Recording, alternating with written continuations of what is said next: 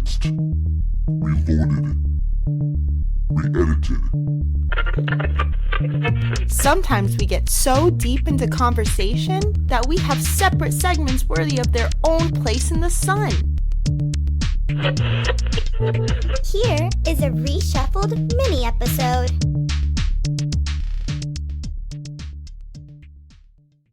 What do you think of the politics of his early works? Are you that crowd? Or are you the Death Wish crowd or Rambo Die Hard crowd? It's like they're kind of all part of the same oyster. They're just I'm all of them. there. You go. Yeah. No, I meant Cimino's early stuff, not just. Oh yeah. Okay. Yeah. No, including Magnum Force. I think Deer Hunter was kind of the first one I saw, and it wiped me out. And I did rewatch it in recent years, and I was like, that's great. This last time I'm watching it because it really is just so heavy. It's something else. One shot is what it's all about.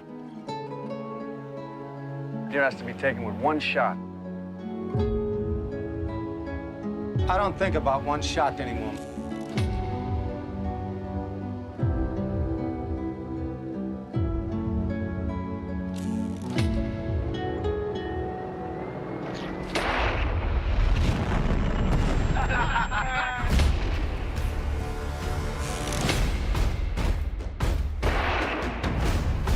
The whole thing, it's crazy.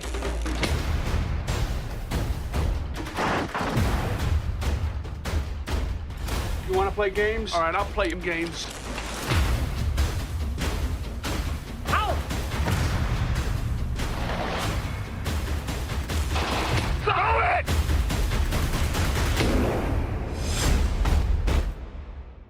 I don't know that it needs the last 10 minutes where he goes back to save him to no avail, but I get why he does it. I don't know if that's in the book.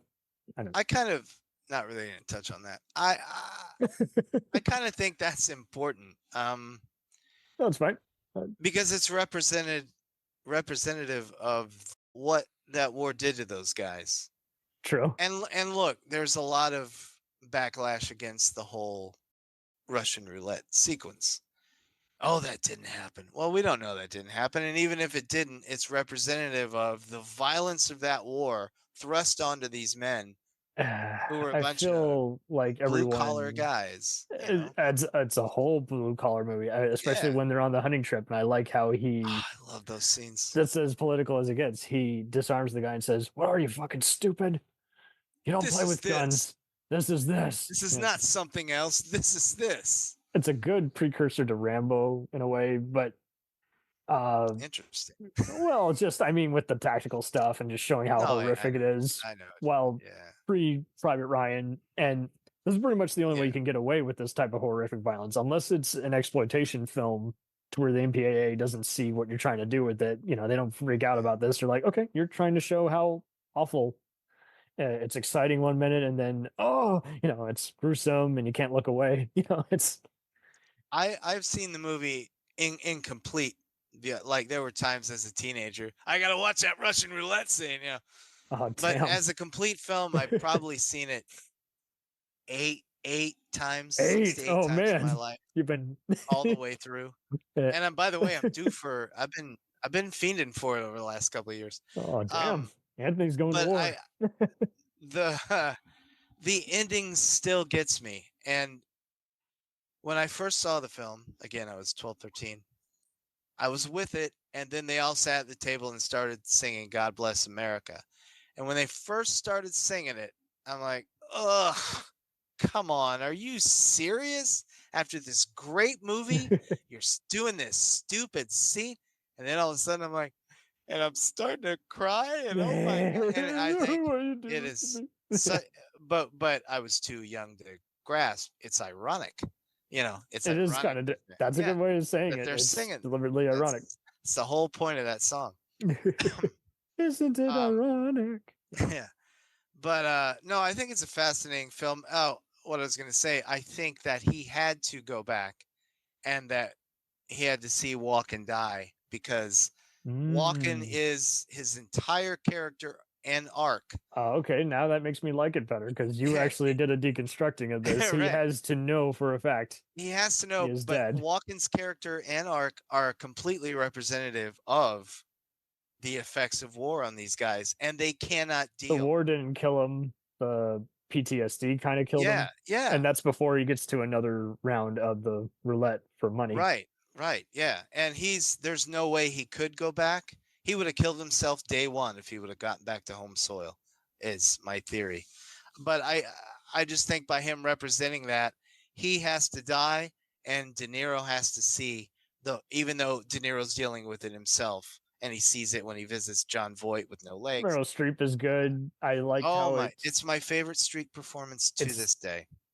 Perfect. It's not just so natural. There you go. Because that's just it. Like any other lesser filmmaker would have had her just whine, won't you come home? You know, and instead she's just like, you know, I'm holding out some hope. You know, I'm holding out some hope. Gotta be strong. The brilliant thing to me about her character is while her and Michael De Niro's character are coming together emotionally, come together. Sorry. She's still holding out hope that Walken will be home. Yes. Until he lets her know that Walken's not coming home. Because it's after they start getting that bond that he goes back. And I think that's brilliant. You know, I think that is human emotion at its most real. In a way, he's kind of closer to her than Walken was close to her. Yeah, he was very distant from the very beginning. Yeah. It's I think it's a great, that and Coming Home are the two, for me, best movies about the war at home. There's In Country, but there's all kinds of. Yeah. But Walken is so athletic in that. Like, and this is before 2 years before Pennies from Heaven. You're like, my God, look at that man! Just back and forth. we didn't know he's a big dancer yet. Yeah. He had no idea. And he's got a line that may sound in Deer Hunter that may sound like a throwaway, but it's very important because of what happens to him later. Oh, which line? When he's talking with Michael when they're in the trailer getting ready, packing up for the first deer hunting trip before they go to Vietnam, and he's like, I want to go where the bullets are flying. You know, he's gung-ho. He's ready. Yes. And then that's it. You go to where the bullets are flying before you've even landed. And in the first battle, he's saying, help, help. His life is over immediately as soon as he thinks that way. I feel like the Vietnamese get as much persona. Really? In a way, like they just kind of, the body language, maybe Cimino didn't give a shit really, but I feel like it was well staged. Like I thought it was fine. Compared to say a Rambo or a Chuck Norris movie where they're laughing out of or Jabba the Hutt. Yeah. Yeah, exactly. No, I thought they were fine. There was accusations of racism, but I mean, I wouldn't doubt it. It's same thing. People had so many slurs that they would say half the time, and it was always so funny how people fighting for their Judaism would say it half the time. You're like, we're all hypocrites, aren't we? Yeah.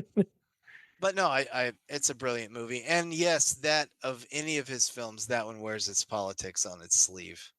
I mean, not only on its sleeve, on its lapels, on its hat, and it's carrying a sign. And I think it's a beautiful film. I guess to do otherwise would have made it feel false. Because I mean, we're talking blue collar, and I forget the state. It's in Pennsylvania. Okay, Pennsylvania. I was about to say Wisconsin, and I'm sure I would have had a bunch of people say, "No, we're idiot, no." Yeah, Wisconsin. No, yeah, like the phoniness of something like, for me, Hamburger Hill, I really hated. No, just kidding. I just thought it was so phony.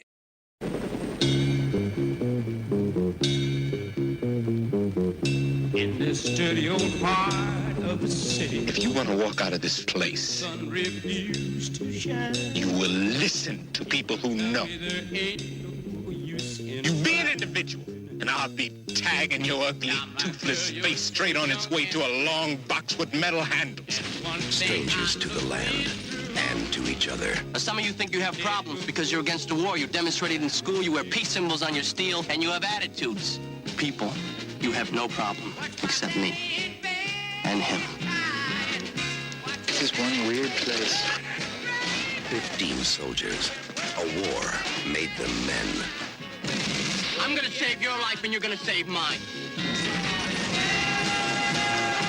A bond made them brothers. Blackjack wants us to take this hill. What's he gonna do with it? They fought the battle to stay sane.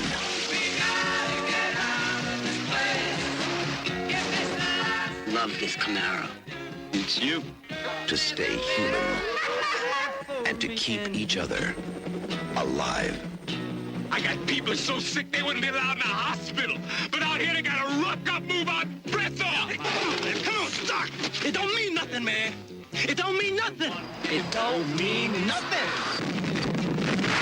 Not a thing. It's from my girlfriend. Says she's not gonna write anymore. Friends at college told her it was immoral to write to me. It don't mean nothing. Let's go, people, move it! We did good today, didn't we, Sarge? One of my people got killed. That's all that happened today. War at its worst. Fought by young men at their best. Hamburger Hill.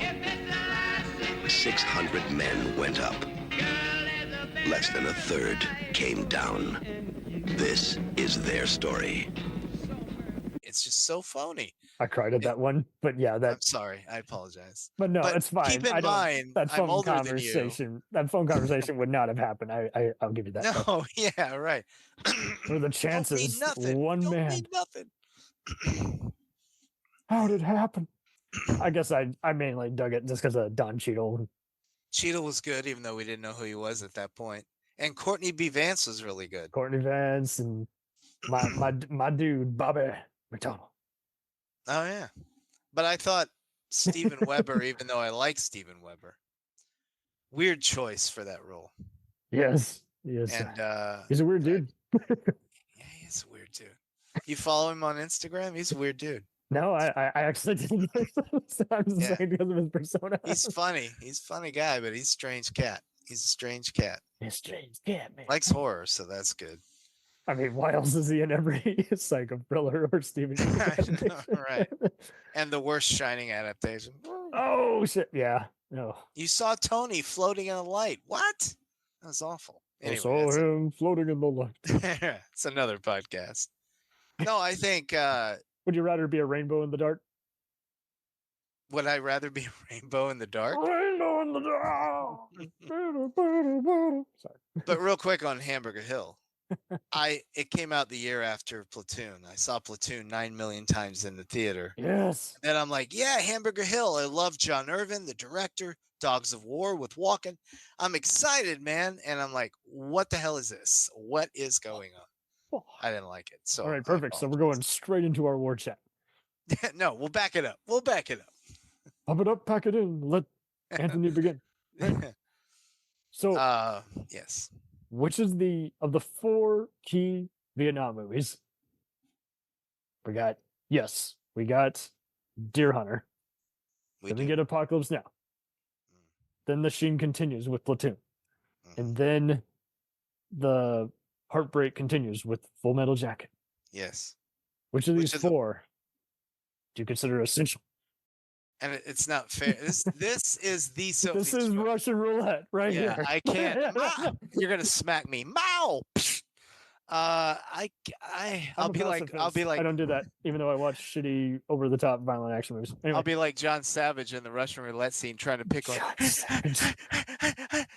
I love that. Man. That's a great when he starts hyperventilating and he's like, "Just put a chamber in that gun. Just put a chamber in that." I love it when he has the injured hand and he needs help swimming. Just the way he is clinging on, and De Niro's like, "Stop!" You know, he's being the callous. Yeah. You'll be okay. Stop it. Yeah. That is what we needed. So, Deer Hunter has the humanity. Platoon. I love the characters. Stone has come a long way from Vietnam, but he has not left it behind. Tom Berenger, Willem Dafoe, Charlie Sheen. The first casualty of war is innocence. The first real movie about the war in Vietnam is Platoon, rated R. Jacket, obviously, big big cluster. Just I feel skull fucked for real. Stanley Kubrick's Full Metal Jacket. The best war movie ever made. J. Scott, Toronto Globe and Mail. Great filmmaking. I've seen it twice. Gene Siskel, Chicago Tribune. A bombshell. The flip side of Platoon. Susan Granger, WMCA Radio, New York City. Overpowers Platoon, Deer Hunter, and Apocalypse Now. Bobby Wygant, KXAS-TV, Dallas. Stanley Kubrick's Full Metal Jacket. Rated R. Bring it home on video cassette. And Apocalypse, though, I think just by a small landslide. Like, I just love the soundtrack and characters in that one. Yeah. I gotta go Apocalypse. All right, perfect. It doesn't have the emotion, but I think visually. No, that's it. That is a good point. Because the others are way more visual. And don't get me wrong, I hated on TV growing up, but I rectified that. Saw in a college studies class, and I said my head was so up its ass versus the commercials. What was going on? God, you know? Thank God. Yeah. But I think a lot of people, it left them cold when they saw it. They didn't know what to make of it. It has been called a masterpiece. A nightmare. Horrifying. Electrifying. Beautiful. Terrifying. Mystical. Magical. Incredible. Insane. Are you an assassin? I'm a soldier. You're neither. You're an errand boy sent by grocery clerks to collect a bill. Francis Ford Coppola presents Marlon Brando, Robert Duvall, Martin Sheen in the most eagerly awaited motion picture of all time, Apocalypse Now. Rated R. Starts tomorrow at specially selected theaters. They were on drugs and didn't know much about what it was about. But, I mean, even before you see the final cut, which is brilliant 4K restored, you know, he took out the stuff that was criticized about the special edition and then still kept some extra stuff in. And it's just like, but I mean, you had the ultimate war criminal with a has-been actor who only Elia Kazan seemed to understand, and still you're able to get enough frame him appropriately. I see so many shades of Nicholson and Few Good Men, you know, Colonel Joseph. I see this guy who just with no shame, just no remorse, no. I did nothing wrong. You guys invaded my property, and you want to talk politics? There's like, you look at the work print. You know, there's 4 freaking versions of this great movie, but there's one where there's explicit stuff about the politics of Vietnam, and kind of like Cimino, Coppola is always like, "Hey, stop politicizing my movies." I'm like, well, there's some politics in here. If you look. If you the really whole goddamn French plantation scene is a political statement. Yes. Yeah. What are you doing here? I think one of them says. Oh, he gets pissed off. I argue that scene, everybody, you know, yes, take all the Playboy Bunny stuff out. I don't know why he put that. I will argue for the French plantation scene. It's a great scene. I don't know. That's just me. Well, that's pretty much what the final cut did. It got rid of all the sex and just put in the French. It's just like, this land is my land. Much like the country. Not that much. No more sex, just the French. I kid our French listeners. The French don't have any taste. They don't have standards. They're all good. Some. Not all. I didn't say all. Yeah. Forget about like 3 of my favorite filmmakers are French. Oui. Oh yeah, it'd be creepier if it was a Luc Besson movie. There'd be a little girl who someone falls in love with, and we'd be like, okay, not a age. I can't stand Luc Besson. Before anybody had an issue with him. No, it's all good, dude. I like the Big Blue. I didn't really like I didn't care for Fifth Element growing up, but it's all good. Hey, it's visually stunning. It is stunning. I think it's just Leon that mainly does it for me. But yes, all the rest of the time, I remember someone said he's the Canon Film Factory for France when he was doing all his taken knockoffs. I'm like, that's cruel, but I don't know. Maybe it's accurate. Because of him, because of Besson, I'm going to make this next statement. If I see one more, she was a female assassin. No, stop. And it has nothing to do with females. It has to do with there's 900 of them. It was there's because a new one. I need to fire someone who I find busty. Action. Yeah. It's a feminist movie, I swear. Action. And they're either directed by or produced and written by Luc Besson. There's a great podcast now called Variety Confidential where they talk about the history of the casting couch. Oh, really? Stories that'll blow your mind. Wow. I'm gonna have to check that out. But yeah, it's by Variety Magazine. Now you decide to get in on the pod. Which of these 4 movies, Full Metal Jacket, Platoon, Apocalypse, and Deer Hunter, which do you think has the best villain? Or war crime? Because I was gonna say I'm not sure villain. Right. You know, Kurtz is kind of an obvious one, but then you got Sergeant Barnes. I'm sorry, that speech Berenger gives is perfect. Oh God! But then you got the gunnery sergeant, brainwashing everybody in metals. So I'm like, what do I do? Gun to your head. What do you do? No. I could be pretentious and say, in all of them, we are the villains, but I won't do that. Well, no, that's a great answer. we made this hellhole. We made this shithole. Who's your favorite villain in the Vietnam movies? America. No. I'd have to say Nixon was right. No.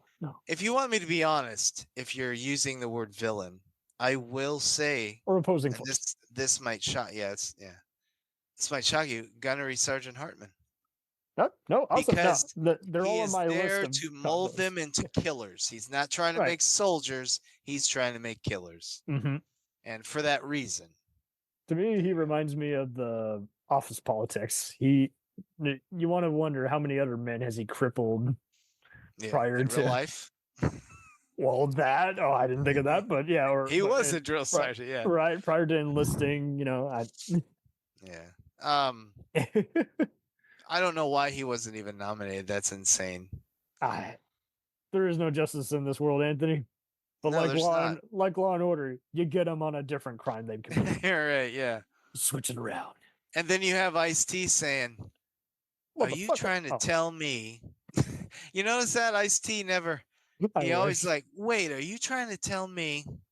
Yes, you've been a police officer for 20 years now. Yes. That's why I always joke. If they want to make use of the Peacock formula, have uncut versions of the SVU episodes where Benson throws her badge at someone and says, "Fuck you, get fucked." Yeah, right. And then they reword it as, "Go to hell," Yeah, exactly.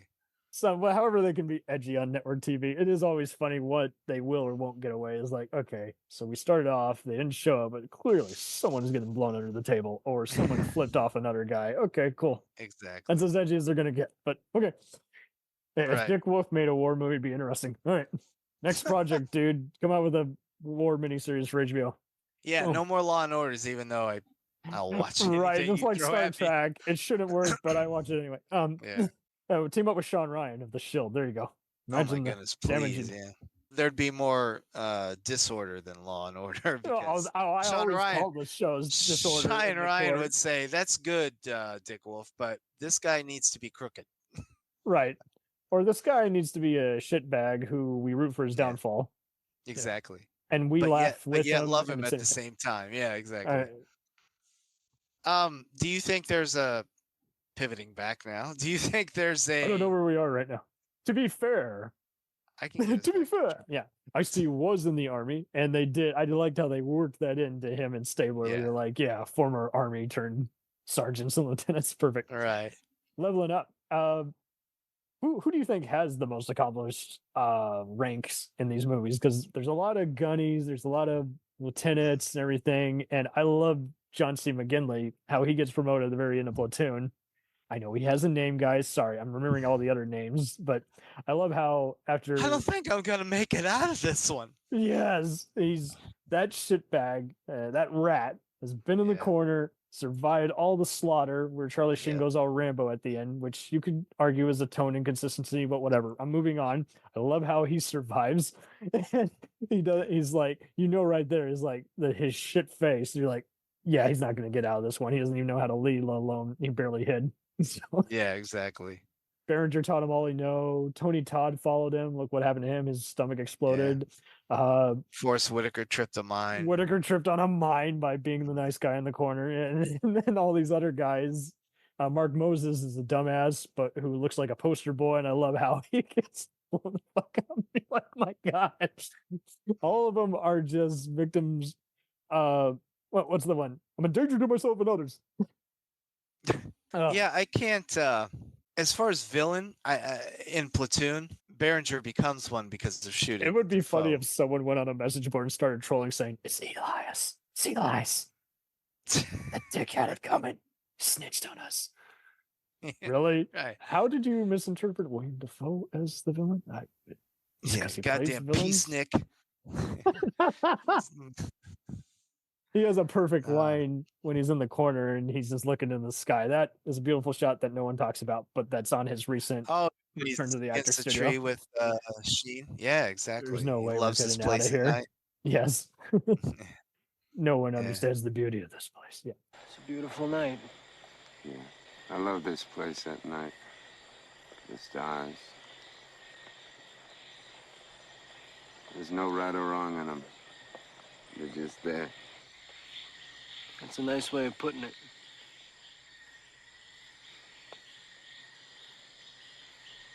Barnes has got it in for you, doesn't he? Barnes believes in what he's doing. And you? You believe? 65? Yeah. Now. No. What happened today is just the beginning. We're gonna lose this war.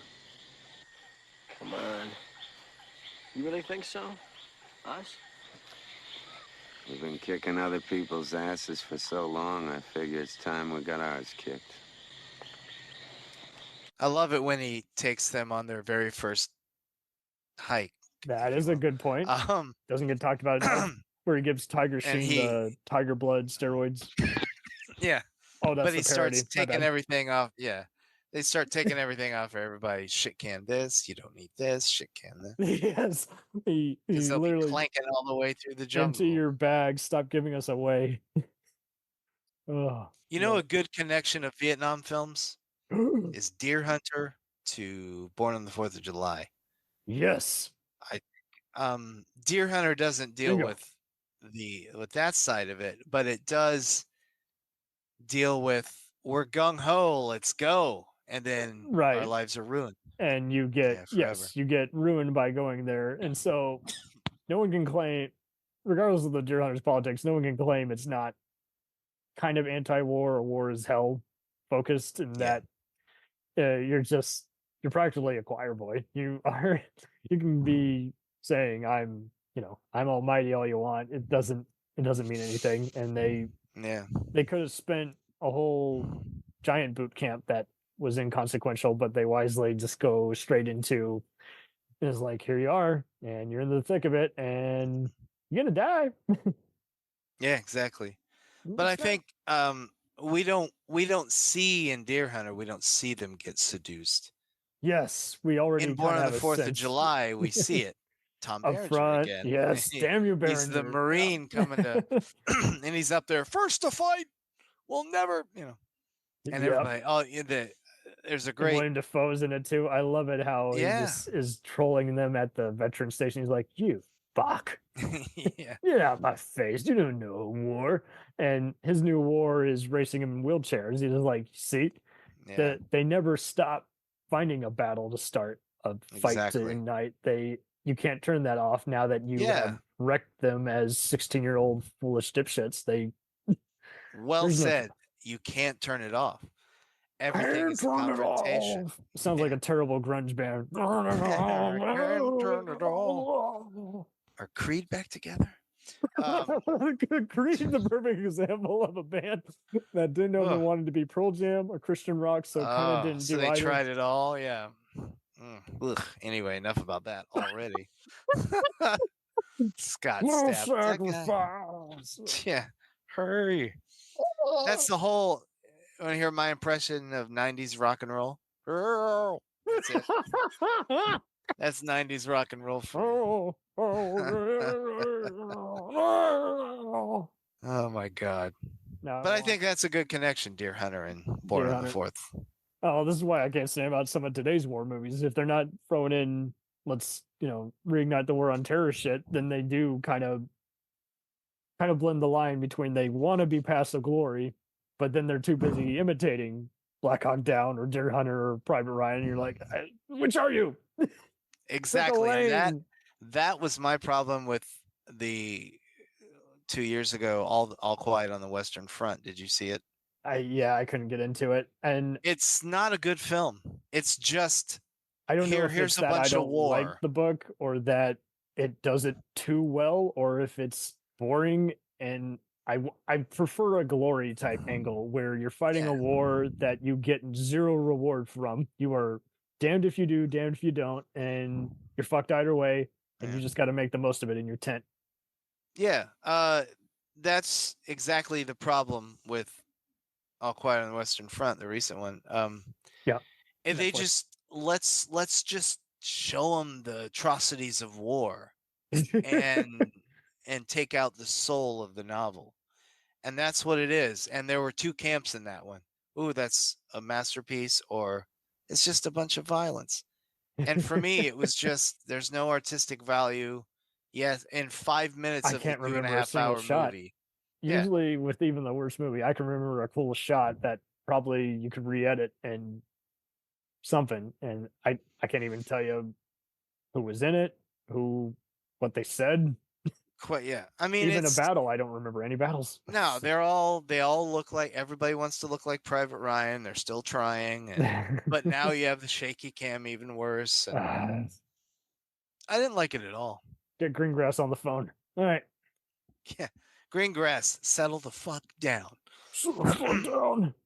Tension in my veins. Sorry. It's called a tripod. Put your camera on it, please. I don't know if Damon's winning or losing. I don't know. I vary on that and tracking shots. It just really all depends. But it could be worse. They could have had CSI type stuff where it sounds like Casio keyboard music is in the background while there's shots that don't even make sense or line up. I'd like us to do a podcast on film scores someday. Promise. I'll spend half of it bitching and half of it telling you why I'm bitching and tell you about all the good... Composers, the movie score podcast. One to listen. Yes. Coming soon. Oh no. You never heard of Composers? No, I haven't. I was kidding. You will love it. Okay. Yeah. Yeah. Here's my top 10. Morricone. There you go. It checks. It reads. And John Barry's in there somewhere. Yeah. John Barry, David Arnold. I liked his 90s work. Yeah. Yeah, that's what I was thinking. Williams. I don't think anyone knows the theme for Sherlock. No, I don't think they do. Oh, and note to I lost my train of thought. Well, forget it. Oh yeah, it's gone. Have you ever been starting to say something and it's like, never mind, and you're still saying it? Feel like I'm part schizo, part brain fried half the day. Did I take acid? It's been years. What the hell? Anyway. How much acid do you think was consumed on all these movies? On the Vietnam films? Yeah, because there's definitely a lot of it in Platoon and Apocalypse. I was gonna say on every Oliver Stone set until the Body Game, the late 90s.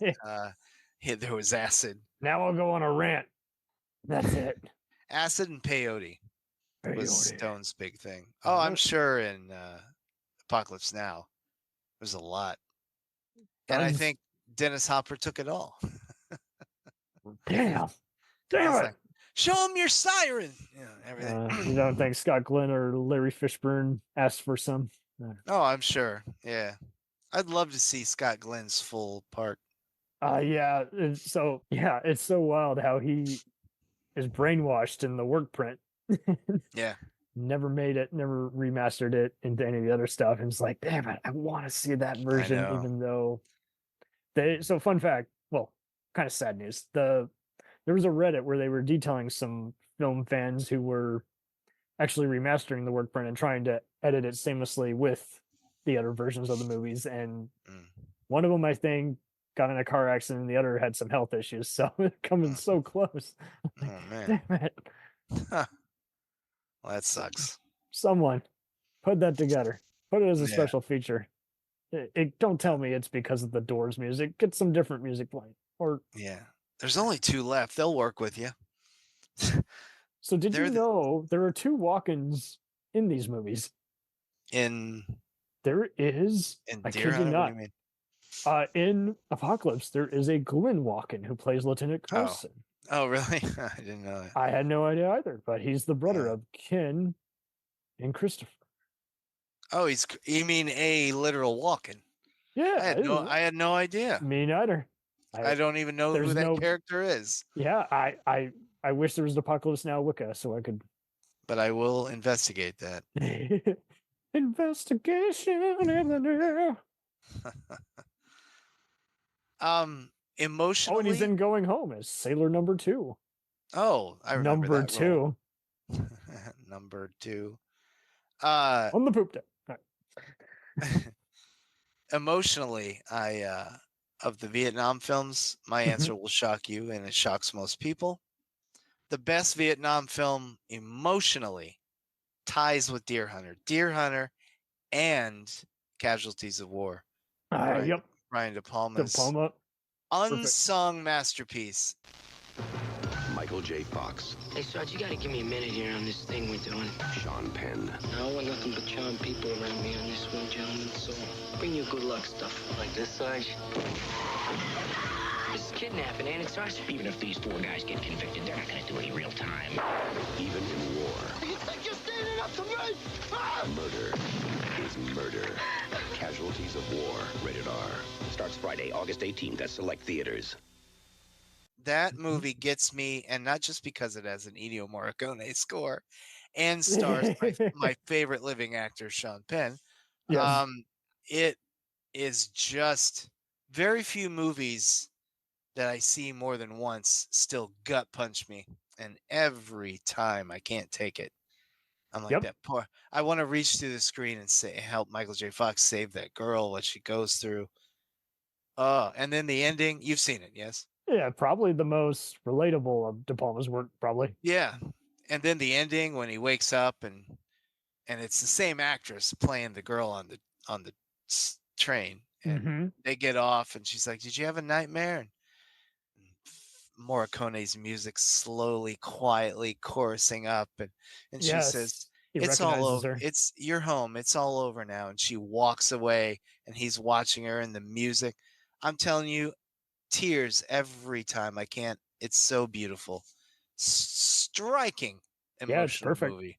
Yeah. It really is. Yeah, I love it. I put it right next to the Deer Hunter on emotion. There you go.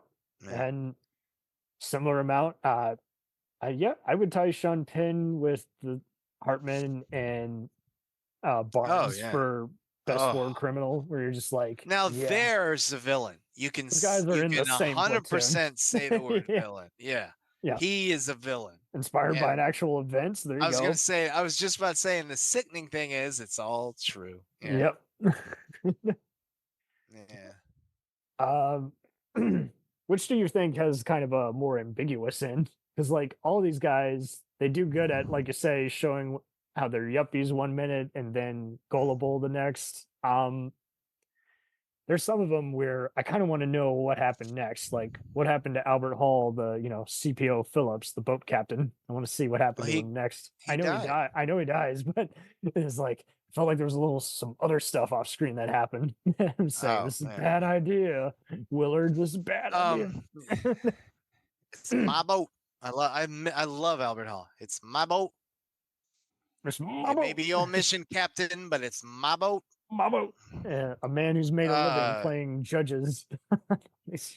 Yeah, right. I think that Willard has the most ambiguous ending because where's he going? He can't make it back home either. And he's not going to make it at home. In the work print, he does some war crimes too. Oh, I didn't know that. Remember, he kills a kid who's possessed under. Oh, yeah. That's right. But they cut that out because there's like, we can't have Marty. You can't. Awful. Yeah. Did you see the boy who loves Maddie Lane? We can't have that shit. We can't have that. Right. We killed him as Private Slovak. We can't do that again. Yeah. I think he's the most ambiguous character for me out of all the. He had to be because you would lose your mind too because you're like, we're not instead of targeting like freaking Brad Pitt in Spy Game, infamous Vietnam general, we're going after one of our own. Who's a Jim Jones of Nam. Well said. Well said. I've He's never heard it put converted that way. them. He has You're like right. 300 carcasses in that whole movie alone. You're like, oh Yeah. my word. Casually tosses Like a Frederick giant Forrest's head. pyramid.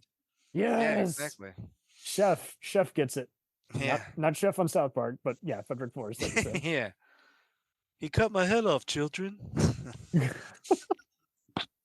Oh my god. Who do you think doesn't get enough recognition in either movie? In the Vietnam films we've talked about? Yes. Yeah. I think John Cazale for me in Deer Hunter. Yes. I mean, he is great. A lot of people have, unfortunately, it's his last movie, but I couldn't tell you which is better, that or Dog Day. I'm just like, he's John Cazale, not his fault, but has the only perfect resume of any actor ever did it and ever will. Yep. The Godfather, The Godfather 2, The Conversation, Dog Day Afternoon, The Deer Hunter. Bailiff here, permission to insert Sidney Poitier, Robert Mitchum for the consideration. No? Fuck. Sure, yeah. Do it. Ding, ding, ding. Do it. Do it up. No, I think yeah, no, I know.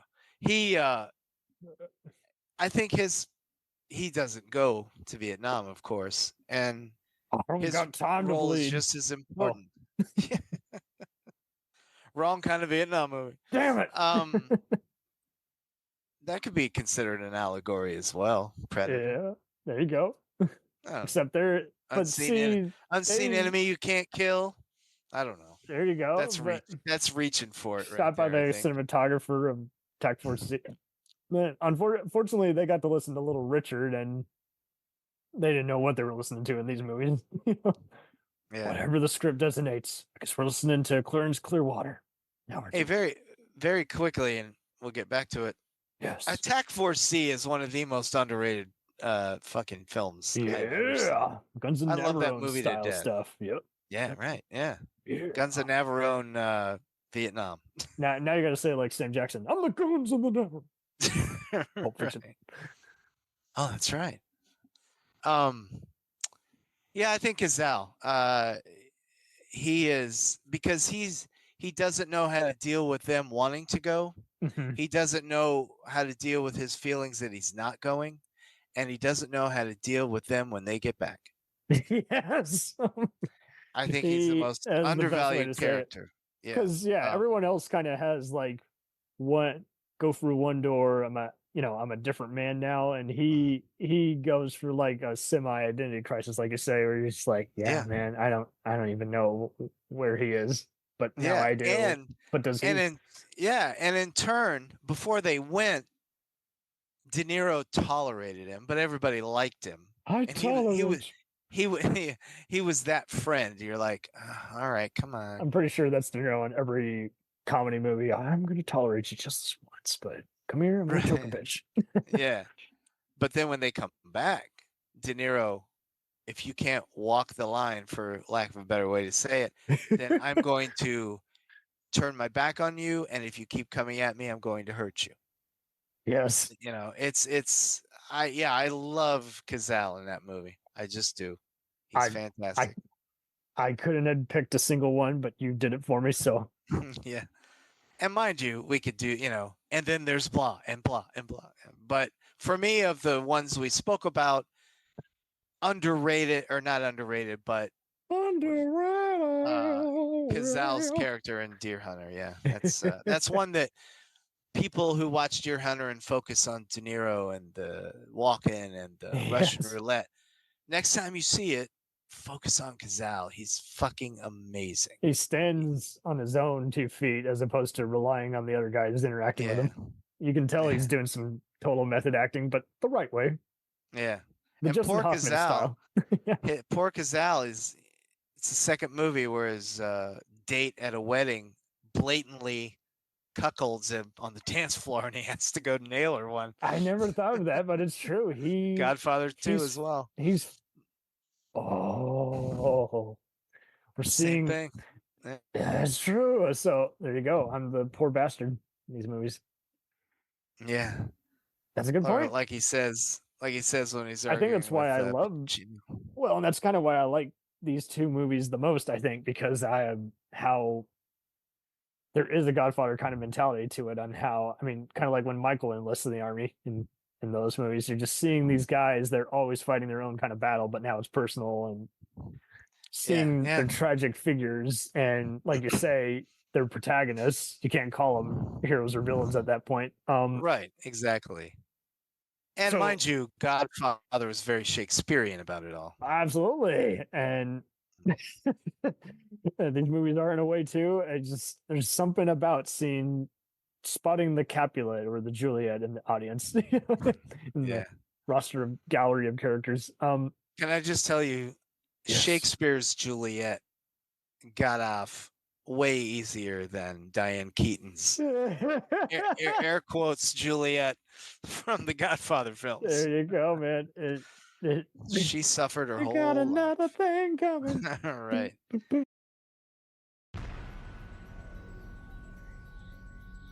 The Jacked Up Review Show podcast is honored to be part of the Blind Knowledge Podcast Network. Join anytime, talk the talk, and enjoy yourselves. There's something enlightening for everyone with this crowd of cool cats.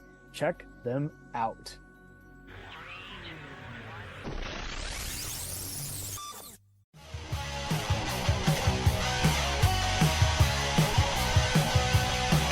Follow us on the web on Facebook, Twitter, and Instagram. The podcast is available on Podbean, Spotify, iHeartRadio, Anchor, Apple, and anywhere else podcasts are available. Feel free to review our show and leave comments on any of those sites. Thanks a million for listening. It's a